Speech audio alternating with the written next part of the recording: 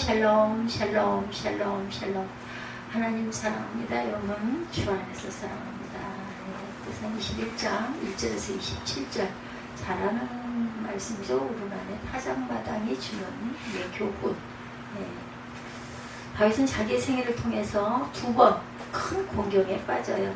이 오늘 역대상 21장에서는 우리아의 아내 바세바의 간음 사건과 더불어 다윗의 2대 범죄 사건으로 평가되는 인구조사 사건이 기록되어 있으니까 두 가지 큰 잘못 중에서 바세바의 사건, 그 다음에는 이 고집을 부려가지고 끝까지 인구조사를 하게 요압 장군이 계속 간을 했어요. 그걸 왜 그거 하시나 했는데도 그 죽자고 그거 하라고 하다가 결국은 혼이 나는 일이죠. 예, 지금까지 계속된 정복전쟁의 승리로 자만에 빠져가지고 다윗은 불순한 동기로 이스라엘 전역에 걸친 인구조사, 내 힘이 얼마나 센가 보자, 이런 어떤 자랑. 근데 그런 부분이 인간스러운 거 아닌가 하는 생각도 저는 한편으로는 이해가 되기도 하고, 우리 같아도 아마 이런 잘못을 할 수도 있겠다는 생각도 듭니다. 이 하나님은 다윗을 징계하시죠. 뒤늦게 자신의 잘못을 깨달은 다윗은 사죄를 구하는 제사를 하나님께 드렸다. 어저께 저기 목사님 모셔가지고 말씀하시는 부분이 우리 잘 아는 말씀이죠. 땅에 감춰진 보화 이야기를 통해서 계속 반복하셔야 너무 오랫동안 말씀을 너무 길게 시간을 많이 드린 것 같아. 그분을 김삼환 목사님, 저를 가르쳐 주시기도 했던 교수이시기도 합니다. 그분이 얘기가 뭐냐면은 함께 하는 거, 함께. 주님과 함께. 함께가 가장 중요하다. 저도 어느 날 좀 됐죠. 한 20일 됐나요? 어느 날 순간 그 마음이 확 왔었거든요. 참 중요한 게 그거다. 나와 함께 하시는 임마누엘의 하나님 했는데 똑같은 말씀이긴 했지만 어쨌든 열심히 말씀을 하시더라고요. 그 얘기를. 우리 사무엘이다. 지루하게. 그리고 그동안 너무 주변에서 높이고 막 하니까 너무 지나치지 않아? 이런 생각이 들었다는 얘기를 했습니다. 다윗의 인구조사죠. 사단에게 조롱을 당했어요. 이용을 당하기도 했죠. 우리도 때때로 이렇게 이용당할 때가 많습니다. 사단에게. 하나님이 다윗과 함께 하심으로 이스라엘 주변의 모든 대적을 파하고 나라가 부강해졌어요. 그래서 든든히 섭니다. 이때 이럴 때 사단이 부추기죠. 다윗의 마음을 격동케 해서 그로 하여금 인구조사를 실시해보고 싶은 계획을 마음 안에 심죠. 그러니까 시험을 받아 넘어지면 이스라엘 나라 전체를 무너뜨리는 효과가 있기 때문에 사단은 하나님의 미워하는 인구조사를 하도록 부추긴 것이죠. 거기에 넘어갔어요. 사단은 죄를 충동질하죠. 요한복음 13장 2절에 마귀가 벌써 시몬의 아들 가롯 유다의 마음에 예수를 팔려는 생각을 넣었더라. 이것도 부추긴 거예요. 하나님의 허락을 받아서 움직입니다. 욥기 1장 12절에도 보면 여호와께서 사단에게 이르시되 내가 그의 소유물을 다 내 손에 맡기노라. 다만 그의 몸에는 내 손을 대지 말지니라. 사단이 곧 야훼 앞에서 물러가니라. 또 하고 싶은 대로 하되 생명은 건드리지 마라. 이렇게 말씀을 하시죠. 인구조사를 명령하는 다윗입니다. 2절에 그렇게 나오죠. 21장 2절에 보면은 요압 장군이 아주 나쁘지는 않았어요. 나중에 그렇게 변한 거지.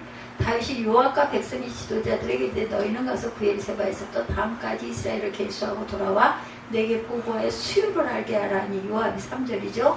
야훼께서 백성을 지금보다 100배나 더 하시기를 원하나이다. 내 주 왕이여 이 백성이 다 내 주의 종이 아니니까 내 주께서 어찌하여 이를 명령하시나이까. 어찌하여 이스라엘이 범죄하게 하시나이까. 이렇게 얘기를 했는데도 4절에 왕의 명령이 요압을 재촉한지라 드디어 요압이 떠나 이스라엘 땅에 두루 다닌 후에 예루살렘으로 돌아와 백성의 수요를 다윗에게 보고하니 이스라엘 중에 칼을 뺄 만한 자가 110만 명이요 유다 중에 칼을 뺄 만한 자가 47만 명이라. 그러니 이스라엘 인구가 굉장히 많은 거죠. 지파가 11지파니까 이렇게 해서 조사를 해가지고 오는 내용이 나와 있습니다. 다윗이 인구조사를 하려고 한 것은 교만에서 나온 것이다 라는 거죠. 하나님은 기드온의 300명의 용사를 갖고도 수많은 미디안 군사를 물리쳐 숫자이지 않다는 거예요. 하나님이 하시려고 하면 그죠? 아무도 없어도 하나님이 당연히 이기시죠. 그래서 전쟁에 능하신 하나님, 전쟁의 하나님이라 이런 이야기가 있을 정도로 모든 전쟁은 하나님이 주관하신다는, 인구조사 할 필요 없다는 거죠. 이것도 보면은 믿음이 약해서 자신이 내가가 나서서 내가 이 부분을 우리가 눌러야 합니다. 다윗은 요압과 백성의 두목을 부르고 그들에게 브엘세바에서 단까지 사는 모든 백성의 수를 알아봐라. 인간을 격동시켜야 누가복음 11장 53, 4절에 거기서 나오실 때 서기관과 바리새인들이 거세게 달려들어 여러 가지 일을 따져 묻고 그 앞에서 나오는 말, 그 입에서 나오는 말을 책잡고자 하여 노리고 있더라 이렇게 얘기하고 있습니다. 단에서부터 브엘세바, 사사기 20장 1절이죠. 이제 모든 이스라엘 자손이 단에서부터 끝에서 끝이에요. 브엘세바까지와 길르앗 땅에서 나와 그 회중이 일제히 미스바에서 야훼 앞에 그 미스바 섬에죠 모였다 이렇게 얘기하고 있죠. 요압의 반대로 묵살합니다. 다윗이 아까 제가 읽은 대로 다윗의 명령을 받은 요압은 다윗의 신복 중에 신복으로서 다윗의 의도를 파악하고 인구조사의 부당함을 내세워서 만류하죠. 그러나 다윗은 요압의 현명한 추모를 묵살하고 오히려 재촉하면서 인구조사에 나설 것을 요구하죠. 요압은 신하로서 왕의 명령에 따를 수밖에 없었어요. 그리하여 그는 인구조사의 부당함을 알면서도 이스라엘 전역에 걸쳐 인구조사를 합니다. 야훼를 의지했던 요압이에요. 참 대단한 장군이기도 하죠. 사무엘하 24장 3, 4절에 요압이 함께 하려되 이 백성이 얼마든지 왕이 하나님 야훼께서 100배나 더하게 하사 내 주 왕의 눈으로 보게 하시기를 원하나이다. 그런데 내 주 왕은 어찌하여 이런 일을 기뻐하시나이까 이렇게 간했어요. 그런데도 왕의 명령에 요압과 군사 사령관들에게 재촉한지라 요압과 사령관들이 이스라엘 인구를 조사하려고 왕 앞에서 물러났다 이렇게 얘기하고 있죠. 사무엘하 24장 3, 4절에도 똑같은 내용이 나와 있습니다.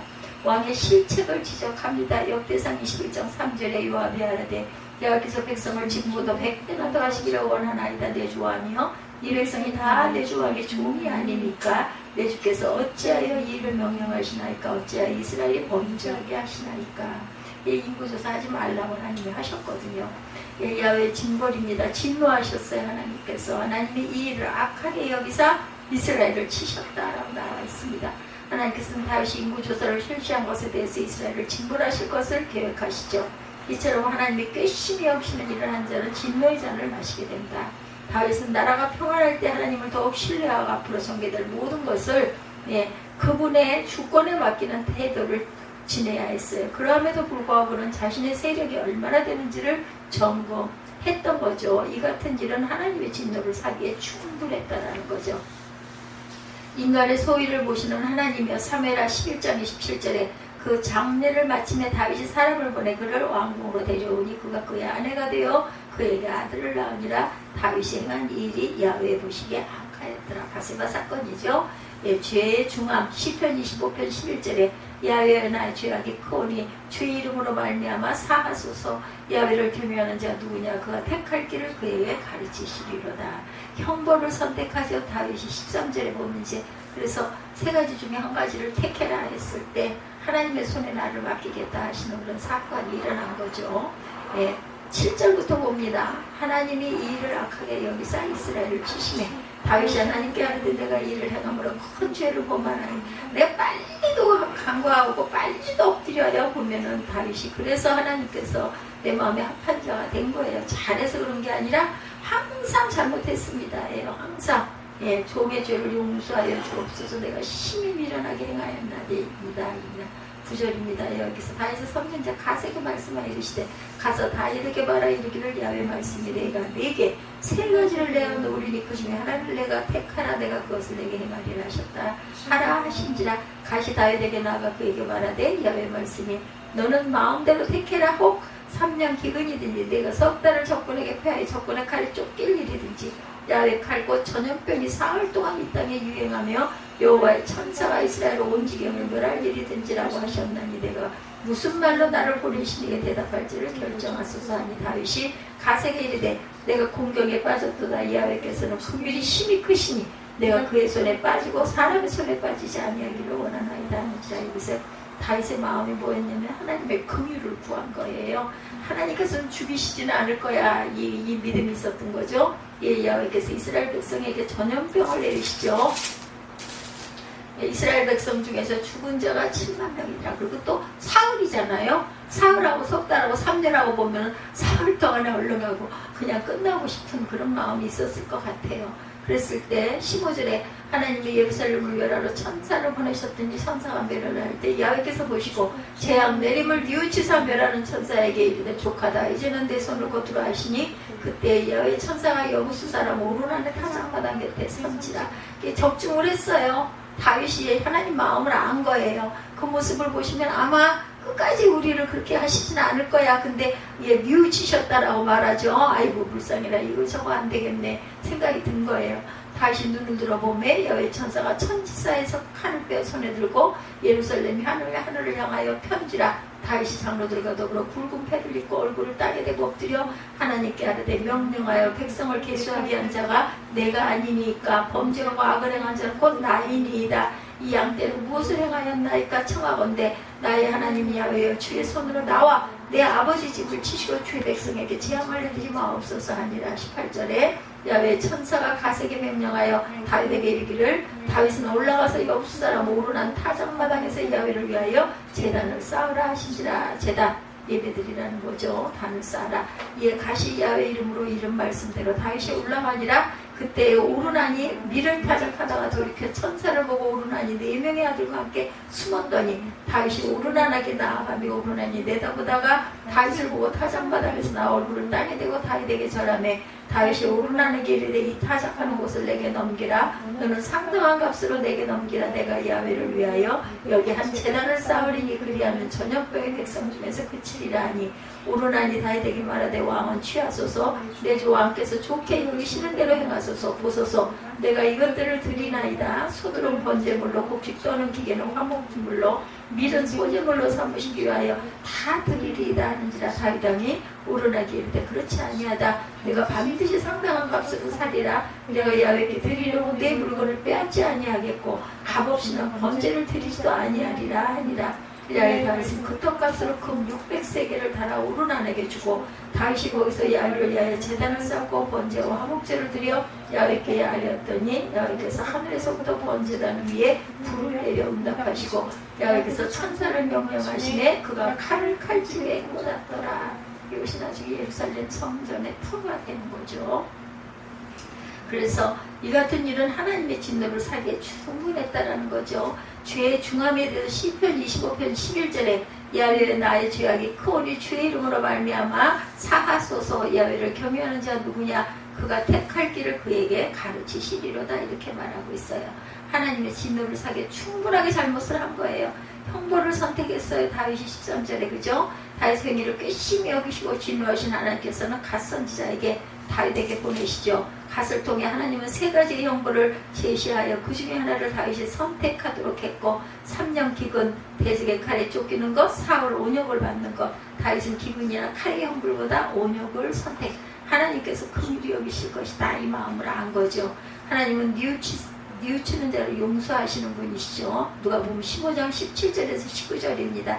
이에 스스로 돌이켜 이르되 내 아버지에게는 양식이 풍족한 품꾼이 얼마나 많은가. 나는 여기서 줄여 죽는구나.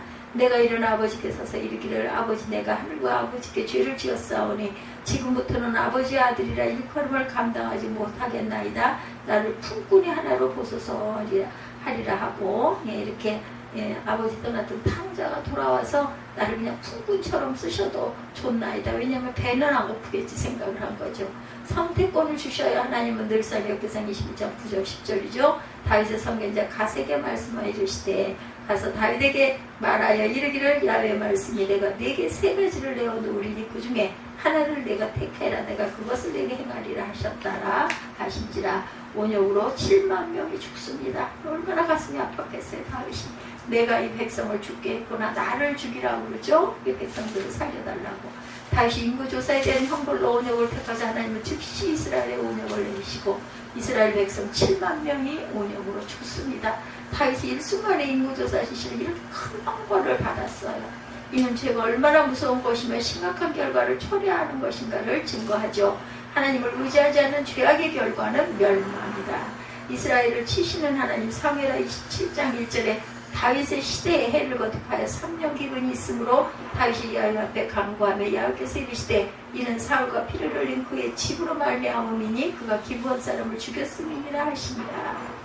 형벌을 받아야 돼요. 하나님 공의 하나님이시기 때문에 죄는 반드시 그 응징을 하신다는 거. 민수기 10장 12절에 여호와께서 모세와 아론에게 이르시되 너희가 나를 믿지 아니하고 이스라엘 자손의 목전에서 내 거룩함을 나타내지 아니하므로 너희는 회중을 내가 그들에게 준 땅으로 인도하여 드리지 못하리라 하시니라. 다윗의 회개가 하나님의 응답으로 나타나죠. 17절 18절에 하나님께서 내리신 온역으로 말미암아 일시에 7만 명이라는 엄청난 숫자의 백성들이 죽자 다윗은 자신의 지시가 큰 죄가 됨을 깊이 깨닫습니다. 즉시 장로들과 더불어 붉은 배를 입고 얼굴을 땅에 엎드려 죄를 회개하죠. 자신은 자신의 범죄로 말미암아 백성들이 비극을 당하는 광경을 보면서 차라리 자신에게 모든 진보를 내려달라고 간구합니다. 하나님의 형벌이 중하죠. 레위기 26장 17절에 내가 너희를 치니 너희가 너희의 대적에게 패할 것이요 너희를 미워하는 자가 너희를 다스릴 것이며 너희는 쫓는 자가 없어도 도망할 것이다. 이렇게 말씀하십니다. 굵은 배 옷은 용서를 구하는 행위죠. 열왕기상 20장 31절에 그의 신하들이 그에게 말하되 우리가 들은즉 이스라엘 집의 왕들은 인자한 왕이라 하니 만일 우리가 굵은 배로 허리를 동이고 테두리를 머리에 쓰고 이스라엘의 왕에게로 나아가면 그가 혹시 왕의 생명을 살리리이다. 이렇게 얘기합니다. 배로 허리를 동이고 테두리를 머리에 쓰고 하나님의 응답이 18절과 26절에 다윗이 회개하는 모습을 본 갓 선지자는 다윗에게 여호수아랑 오르난의 타작마당에 가서 단을 쌓아라. 오르난의 타작마당은 아브라함이 이삭을 생제물로 드리고 올라갔던 장소이기도 하죠. 하나님의 진노에 대한 용서를 구하기 위해 다윗은 선지자 갓의 지시에 따라 오르난의 타작마당으로 가서 번제와 화목제를 드리죠. 하나님은 하늘에서 불을 내려 번제물을 태우는 역사로 다윗의 제사를 받으세요. 이 장소는 나중에 성전을 건축하는 터로 사용이 되죠. 그리고 거기에서 야훼 일의 자리가 되기도 했었어요. 그렇죠? 이삭을 드리라는 그 사건이 아브라함에게 있었습니다. 길을 지시하시는 천사 사도행전 8장 26절에 주의 사자가 빌립에게 말하 이르되 일어나 남쪽으로 향하여 예루살렘에서 가사로 내려가는 길까지 가라 하니 그 길은 광야라. 진노의 손을 거두셨어야. 사무라 24장 16절에도 천사가 예루살렘을 향하여 그의 손을 들어 멸하려 하더니 야훼께서 이 재앙 내리심을 뉘우치사 백성을 멸하는 천사에게 이르시되 족하다. 이제는 내 손을 거두라 하시니 야훼 사자가 여부수 사람 아라우나의 타작마당 곁에 섰는지라 하게 딱 보여요. 21장에는 다윗의 범죄 사실이 기록되어 있고 그렇게도 훌륭한 믿음의 삶을 살았던 사람도 넘어질 수 있다는 것을 21장은 우리에게 가르쳐주고 있어요. 그리고 다윗의 범죄에 대한 하나님의 진노로 수많은 백성이 온역으로 인해 죽었다는 것은 죄의 대가가 얼마나 무서운 것인가를 가르치고 있습니다. 따라서 우리는 깨어지기 쉬운 연약한 존재임을 알고 하나님만 바라보는 저와 여러분들이 되셔야 되겠다. 한 번은 부하의 아내 바세바를 취한 결과 사랑하는 아들 압살롬의 반역으로 예루살렘을 떠나 피난을 가야 한 사건이었고, 한 번 오늘 말씀대로 군대 조사 사건으로 온 나라에 전염병이 들어 7만 명이 죽었던 사건, 이 두 가지 사건이 사고를 친 다윗의 죄악이죠. 이러한 공격에 빠짐에도 불구하고 다윗은 성군으로 하나님의 구속사의 길이 남는 인물이 된 것은 사건 이후 그의 신앙의 제사가 하나님의 진노를 멈추게 했고 더 하나님과의 관계를 돈독히 하는 결과를 가져왔기 때문이다. 그러니까는 뭐냐면 자녀가 잘못했을 때 그 매를 때려주고 체벌을 하면은 어떤 애들은 아주 끝까지 코를 씩씩 불면서 매를 끝까지 맞으면서도 잘못했다는 말을 잘 안 하는 자식이 있는가 하면 잘못하면 그냥 싹싹 빌고 눈물을 뚝뚝 떨어뜨리면서 그냥 잘못했다고 엄마 치마꼬리를 붙잡고 너무 돌아가면 어때요? 때려주면서도 매 사정이 들어가게 되고 품어 안아주게 되죠. 다윗이 이런 사람이었기 때문에 하나님이 함께 하셨다, 합한 자였다라는 것입니다. 우리도 이런 마음을 닮아야 되겠죠. 다윗이 공경에서 회복된 삶을 통해 우리의 삶도 회복되어지는 은혜를 누리시기 바라요. 오늘 본문 말씀의 배경을 살펴보면 잘 아는 내용이긴 하지만 다윗이 예루살렘으로 수도로 옮긴 후에 역대상 11장 9절에 만군의 여호와께서 함께 계시니 다윗이 점점 강성하여 가니라 이랬어요. 그죠? 그러나 다윗의 휘하의 요압, 아비새, 분하야 같은 왕의 용사들이 굉장히 많았습니다. 그리고 다윗의 군대는 가는 곳마다 승리를 합니다. 그리고 영토로 확장해 나가며 다윗 왕국이 견고해지니 다윗이 자기를 위해 궁궐도 짓고 하나님의 법궤도 예루살렘으로 모셔와 감사와 찬송을 드리고 레위 지파 사람들로 하여금 잘 섬기도록 했어요. 그러니 하나님께서 선지자 나단을 통해 비록 다윗의 손은 아니지만 아들 솔로몬을 통해 성전이 세워지고 내가 영영이 그를 내 집과 내 나라에 세우리니 그 위가 영영이 견고할 것이다 하고 축복하시죠. 그럴 때 다윗이 너무나 감격해서 역대상 17장 17절에 보면 야훼여 주께서 복을 주셨사오니 이 복을 영원히 누리리이다 이렇게 응답을 했어요. 그리고 블레셋에 항복받고 모압을 침해 모압 사람이 주공을 바치고 암몬과의 전쟁에서 승리하고 다윗의 부와 건세가 크게 달하게 됩니다. 그럴 때 다윗이 하루는 삼복, 신복, 요압 장군에게 이스라엘의 군대가 얼마나 되는지 인구조사를 명하게 된 이 잘못된 사건. 다윗의 인구조사가 우리에게 주는 교훈이 무엇일까? 저도 한때는 인구조사한 게 뭐가 그렇게 죄야 이런 생각을 저도 한 적이 있어요. 근데 분명히 여기에도 말씀하셨고 이런 인구조사 이런 거 하지 말라고 그랬거든요. 전쟁은 하나님께서 하신다라고 얘기를 하신 부분이 있고 못하게 했던 것을 범한 거죠. 다윗이 군대 기술을 하게 된 배후에는 두 가지 요인, 다윗의 영광이 크게 달하니 다윗의 마음에 교만이 들어왔고 그래서 자신을 과시하고 싶었던 거죠. 누구에게나 이건 다 있습니다. 성경은 말하죠. 잠언 16장 18절에 교만은 패망의 선봉이요 거만한 마음은 넘어짐의 앞잡이다. 사실은 그 배후의 사단이 다윗을 격동시켜요. 선질로 생각하는 자는 어떻게 될까 조심해라, 넘어질까 조심하라고. 고린도전서 10장 12절이죠. 다윗이 스스로 선줄 알아지 넘어진다는 것은 생각지를 못했다. 그래서 신복 요압 장군의 군대 조사를 명령하고 그러면 아니 되옵니다 했는데 듣질 않았죠. 명을 받은 요압 장군이 이 백성이 다 주의 백성이었는데 주께서 어찌 이를 행하십니까? 이렇게 얘기를 했는데도 안 들려요. 그죠? 다윗은 듣지 않고 인구조사를 강행해서 결국은 7만 명을 잃어버리게 됩니다. 한 사람은 한없이 연약한 존재다. 사람은 한없이 연약한 존재다. 우리가 똑같이 사단의 유혹에 쉽게 넘어가는 인간 누구나 다 똑같다. 다윗이 누군가? 블레셋의 거장 골리앗을 물리치고 혈혈 단신으로 광야에 내동댕이 쳐졌지만 결국은 이스라엘 왕으로 예루살렘에 다윗 왕국을 건설한 대단한 장군이기도 하죠. 성경이 우리에게 말하고자 하는 것, 그것은 다윗의 용맹성이 아니라 다윗의 배후에 역사하시는 하나님의 손길을 느낄 줄 알아야 되겠다. 약속을 계속 하셨어요. 예수님도 가시기 전에 내가 너와 함께하리라. 이게 가장 중요하다. 생활 가운데 무슨 일을 하든지 항상 하나님과 동행하시기 바랍니다. 이 하나님의 손길이 없다면 오늘 본문 말씀에서 보여주듯이 사단의 격동에 쉽게 흥분해버리는 것이 다윗이고 또한 우리라는 거. 여기 재미있는 수학 법칙이 있어요. 이를 하나님의 수학이다 이렇게 얘기를 하는데 1과 0의 순서에 관한 수학입니다. 성경에 보면 하나님은 한 분이라고 했기 때문에 1로 표시를 하잖아요. 그리고 하나님이 없는 인간은 아무것도 아니라고 했기 때문에 0으로 표시를 해요. 근데 0이 1의 앞에 놓이느냐 뒤에 놓이느냐에 따라서 가치가 달라집니다. 만약에 0이 1 바로 앞에 놓이면 0.1이 되고 둘째 자리 앞에 놓이게 되면 0.01이 됩니다. 인간이 하나님보다 앞서면 앞설수록 그 가치가 작아진다라는 거예요. 그러나 만약 0이 1 뒤에 서면 10이 된다라는 거. 그죠? 이 법칙이 있어요. 또 0이 1의 둘째 자리에 가면 100이 됩니다. 셋째, 이렇게 겸손해야 된다. 이것은 하나님의 뒤에 서면 뒤에 서는 것만큼 인간의 가치가 커진다. 겸손해라. 같은 0이지만 앞에 두느냐 뒤에 두느냐에 따라 가치가 이만큼 달라지는 것이라는 거죠. 만약에 인간이 하나님을 3 자기 뒤에 두면 뒤에 둘수록 자기 가치는 작아지는 것이고 반대로 하나님을 자기보다 앞세우면 앞세울수록 자기 가치는 커진다라는 것. 지혜로운 사람은 자신을 항상 하나님 뒤에 둡니다. 그러나 미련한 사람은 자신을 하나님 앞에 두려고 의시되고 싶죠. 다시 8절에 보면 자신의 잘못을 깨닫고 뭐라고 고백해요. 내가 심히 미련하게 행하였나이다. 이렇게 고백하죠. 하나님보다 자신이 앞서는 인생이 돼서는 안 된다. 하나님 말씀보다 자신의 생각이 앞서는 삶 바로 심히 미련한 인생이다. 하나님보다 자신이 앞서면 이렇게 작아지고 미련해진다는 거. 다윗이 전쟁의 병법에는 하나님의 방법을 사용했지만 자신이 다스리는 데는 하나님 방법이 아니라 자신을 앞세우다가 낭패를 당했다는 거죠. 다윗의 인구조사에 대해서 하나님은 어떻게 여겼어요? 우리가 성경 민수기에 보면 모세도 인구조사를 하죠.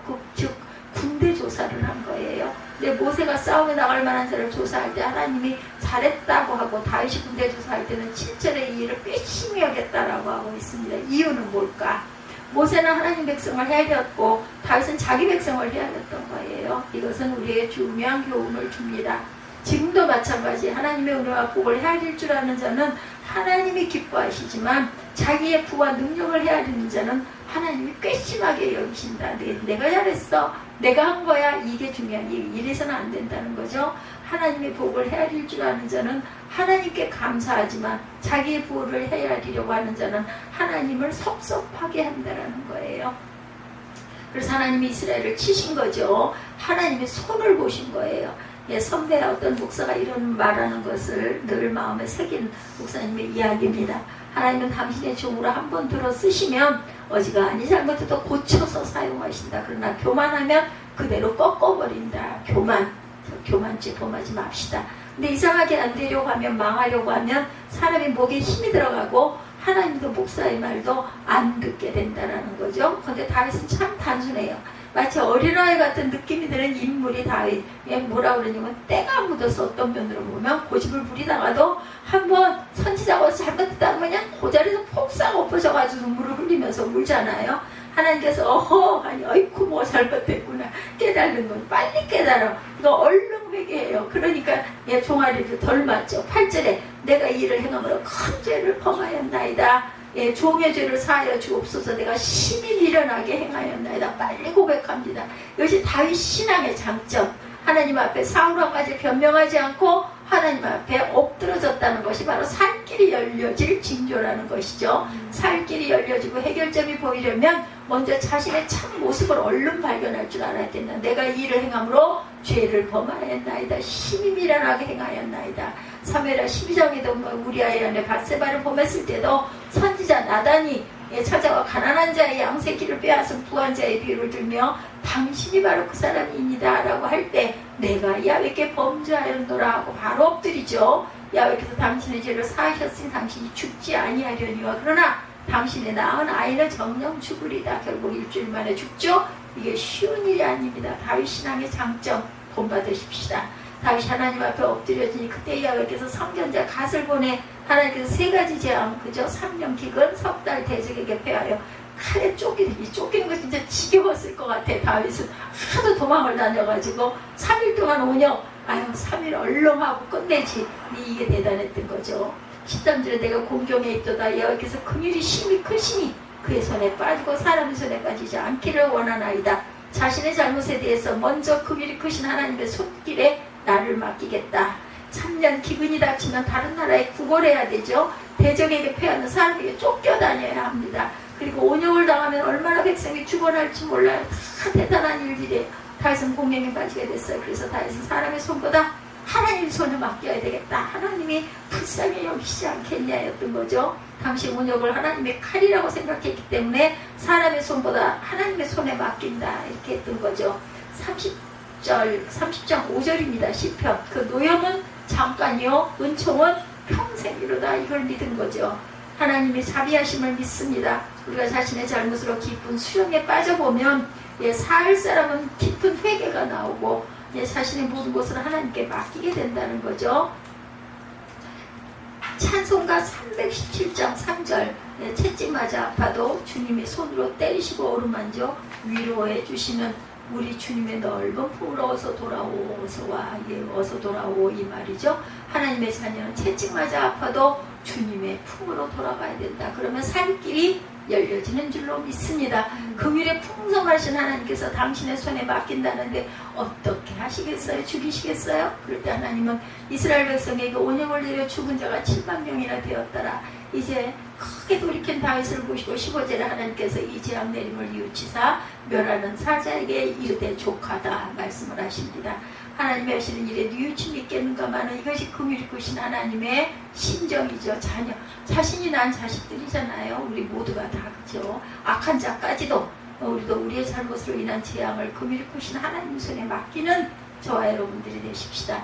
우리가 신앙생활을 하면서 신앙이 변하지 아니하면 삶에 문제가 없는데 신앙이 잘 변하는 게 문제예요. 인간의 부패성 때문입니다.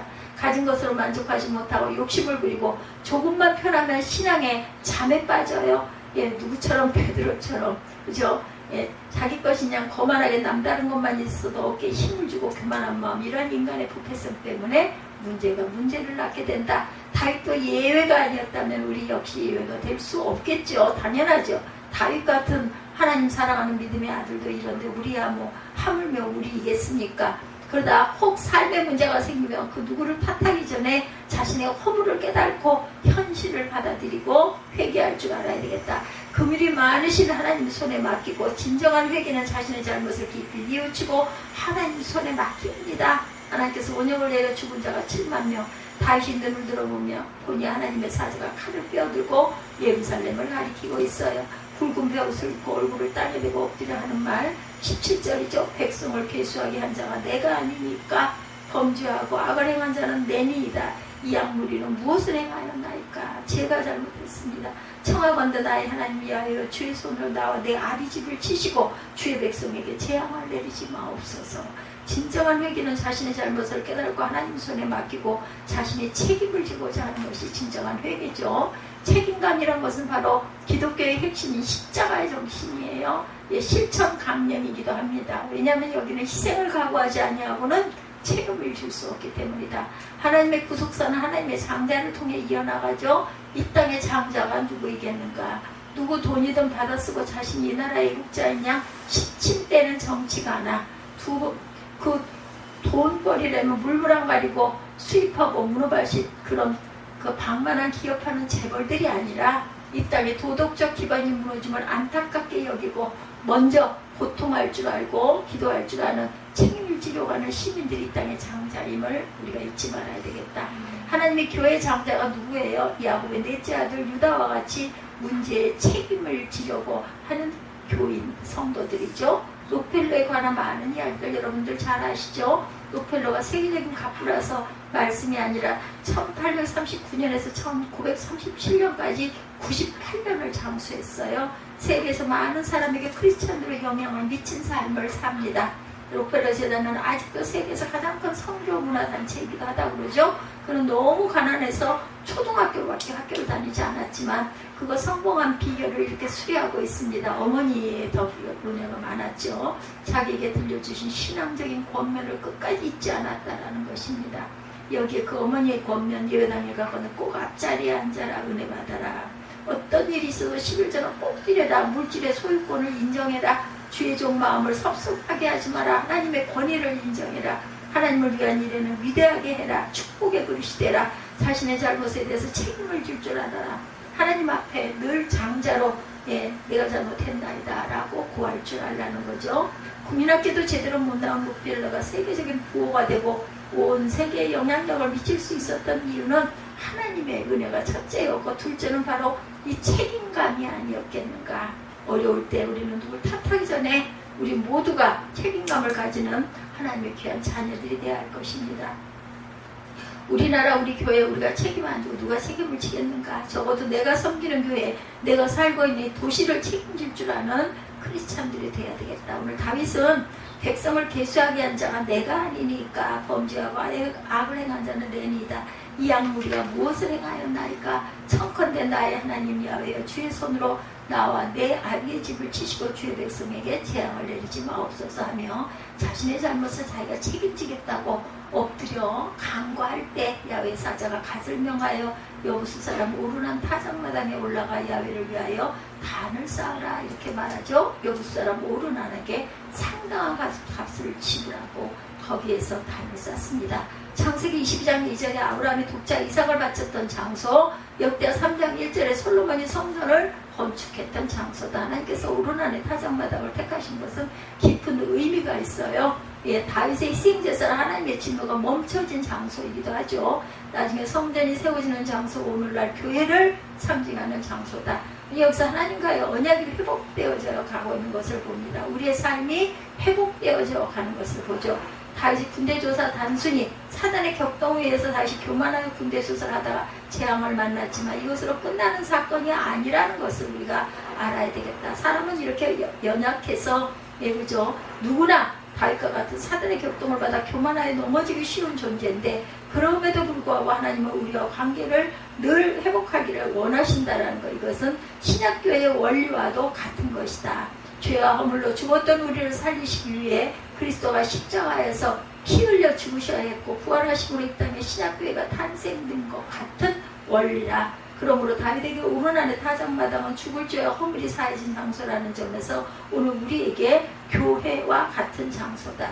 비록 우리의 죄와 허물이 우리를 삼킬 정도로 많다 할지라도 이곳에서 회개하고 자백할 때 용서함을 받고 하나님의 불의 응답 속에 새로운 삶이 시작되어짐을 믿는 저와 여러분들이 되시기를 주님의 이름으로 축복합니다. 그래서 항상 제일 첫 번째 한국 초대 선교사들이 네비우스 선교 정책을 들고 있는데 네비우스 선교 정책이란 크게 네 가지를 들 수 있다고 그래요. 다윗은 24절에 내가 결코 상당한 값으로 살이라 하고 금 600세겔을 오르난에게 주었어요. 그죠? 다윗이 이런 행동은 교회를 섬기는 우리에게 중요한 교훈을 주고 있습니다. 예, 교회사가들이 한국교회 부흥에 대해서 글을 쓰면서 제일 첫 번째 한국 초대 선교사들이 네비우스 선교 정책을 들고 있는데 네 가지. 첫째, 개인 전도, 양육, 일꾼 만들 것, 교회 운영 기부 조직은 자체 교회에 맞도록 설치할 것. 두 번째예요. 세 번째, 교회 자체 내에서 지도자를 양성할 것. 네 번째, 교회당 건축은 교인들 자신의 힘으로 하게 할 것. 이 중에서도 한국교회는 처음부터 교인들 힘으로 교회당을 건축하게 했다는 것이 아주 중요하다고 합니다. 한국교회가 단시간 내로 크게 성장할 수 있었던 이유 가운데 하나가 바로 자신들의 힘으로 교회당을 건축했다는 것. 다윗의 오르난의 타작마당에서의 제사는 이런 면에서 우리에게 교훈을 주고 있고, 교회는 내 마음의 고향이 늘 되어야 된다. 그러기 위해서 나 자신의 마음뿐만 아니라 물질과 시간을 투자한 교회가 내 마음의 고향이 될 수 있어야 된다. 그래서 군대조사는 사단의 격동에 의한 다윗의 교만에서 나온 발상이지만 결과적으로 여기서 오르난의 타작마당의 제사를 통해 교회를 통해 하나님과의 관계를 회복하게 하려는 하나님의 섭리적인 계획이 계셨다는 것. 우리가 낭패를 당할 때 우리 오르난의 타작마당에 이전에 엎드려 회개하고 삶이 회복되어지는 저와 여러분들이 되시기를 주님의 이름으로 축복합니다. 그리고 이 전이 바로 우리 자신들의 마음과 물질과 희망을 묻고 우리의 마음의 고향이 되시기를 주님의 이름으로 축복합니다.